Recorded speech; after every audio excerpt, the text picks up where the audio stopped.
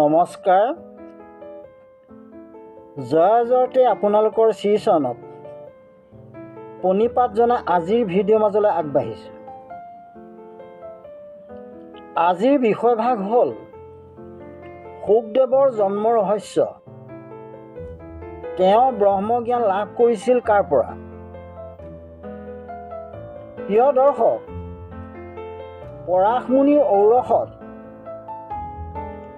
খন্তেক সময়ৰ বাবে পত্নী মৰ্যাদা দিয়া মৎস্যগন্ধাৰ গৰ্ভত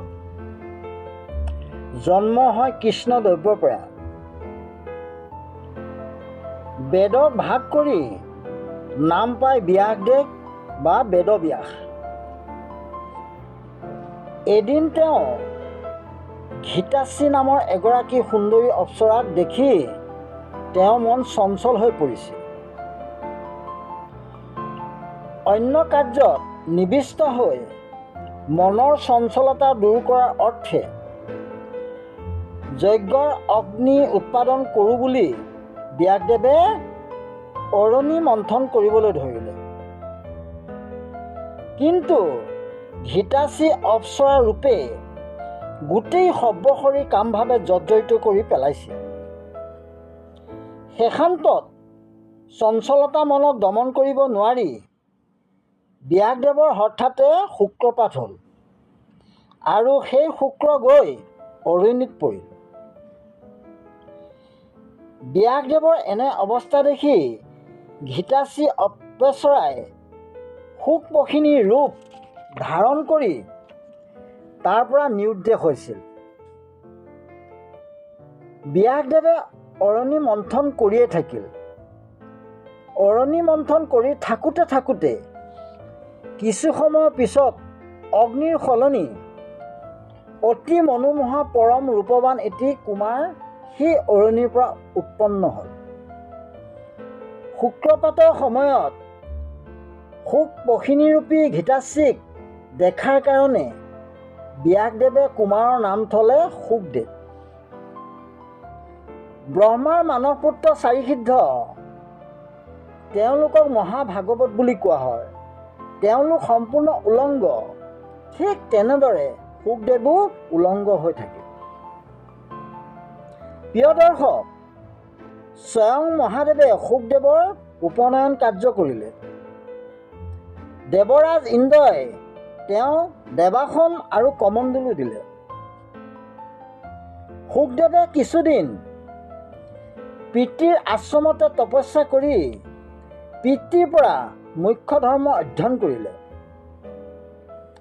কিছুদিনৰ পিছত পিতৃৰ উপদেশ মতে শুকদেৱে মিথিলা ৰাজ্যৰ ৰজা সীতাৰ পিতৃ জনকৰ ওচৰলৈ গৈ ব্ৰহ্মজ্ঞান লাভ কৰিছিল। পুনৰ পিতৃৰ আশ্ৰমলৈ ঘূৰি আহি পিতৃৰ নিৰ্দেশত শুকদেৱে জগতৰ কল্যাণৰ হকে সুদীৰ্ঘকাল ব্ৰহ্মতত্ত্ব প্ৰচাৰ কৰি ফুৰিছিল। প্ৰিয় দৰ্শক, শ্ৰমিক মুনিৰ পুত্ৰ শৃংগীয়ে কৌশিক নদীৰ পানীত স্নান কৰি খংভাৱে এইদৰে অভিশাপ দিলে, যি কুলাংগাৰে মোৰ পিতৃৰ ডিঙিত মৰা সাপ মেৰিয়াই দি অপমান কৰিছে, আজিৰ পৰা 7 দিনৰ ভিতৰত তেওঁক তৎক্ষণাতে দংশন কৰিব। শ্ৰমিক মুনিৰ পুত্ৰই অভিশাপ দিয়া ব্যক্তিজন আছিল তৃতীয় পাণ্ডৱ মহাবীৰ অৰ্জুনৰ পুত্ৰ অভিমন্যু ঔৰসত বিৰাট ৰজাৰ কন্যা উত্তৰা গৰ্ভত জন্ম হোৱা ৰজা পৰীক্ষিত। আমাৰ ৰাজ্যৰ ৰজা পুত্ৰ, তুমি বহুত বেয়া কাম কৰিলা। যিজন ৰজা মাতৃৰ গৰ্ভত থাকোঁতেই প্ৰভু ভগৱন্ত কৃষ্ণই সুৰক্ষা দিছিল, তেনে এজন ৰজাক অভিশাপ দি বহুত ভুল কাম কৰিলা। তুমি ৰজাক অভিশাপ দিয়াৰ আগতে মোক মাৰি ল'ব লাগিছিল। শ্ৰমিক মুনিয়ে পুত্ৰৰ অন্যায় কৰ্মৰ বাবে তেওঁ শিষ্য গৌৰমুখক পঠাই দি ৰজা পৰীক্ষিতক সকলো কথা অৱগত কৰিলে। তেতিয়া ৰজাই ক'লে, তেওঁৰ গাত অকণো দোষ নাই। এই অভিশাপ মই ভগৱানৰ আশীৰ্বাদ বুলি গ্ৰহণ কৰিছোঁ। ৰজাই গৌৰমুখক শ্ৰীচৰণত সেৱা জনাই বিদায় দিলে। ৰজাৰ ৰাজ্য ধন পুত্ৰ ভাৰ্যা সকলোকে পৰিত্যাগ কৰি তেওঁ একমাত্ৰ প্ৰভু ভগৱন্ত কৃষ্ণক ধ্যান কৰিবলৈ গংগা নদীৰ পাৰলৈ গ'ল। তেওঁ একো নোখোৱাকৈ একান্ত মনে হৰিব্ৰত পালন কৰিব ধৰিলে। পৰীক্ষিত ৰজা 7 দিনৰ ভিতৰত তক্ষক নাগে দংশন কৰিব সেই কথা ৰাজ্যবাসীয়ে গম পায় ঋষি মুনি যমুনাৰ পাৰত তপস্যা কৰা ঠাই পৰীক্ষিতক লগ কৰিলে। ৰজাই সকলোকে শ্ৰীচৰণত সেৱা জনালে। মৃত্যুৰ সময়ত আপোনালোকৰ পদৰ ধূলা শিৰত লোৱাৰ ভাগ্যকণ মোৰ মিলিল। ৰজাই মুনিসকলৰ জ্ঞাতাৰ্থে জনালে মোৰ মনত এতিয়া কোনো মৃত্যু ভয় নাই।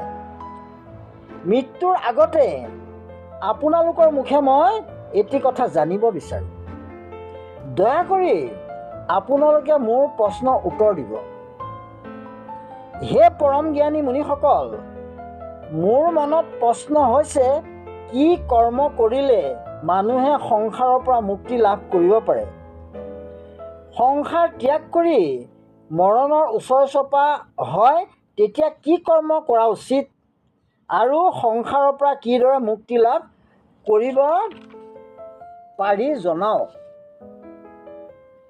এই কথা জানিবলৈ মোৰ বহুত হেঁপাহ হৈছে। এই কথা জানিলে ত্ৰিভুৱনৰ সকলোৰে উপকাৰ হ'ব।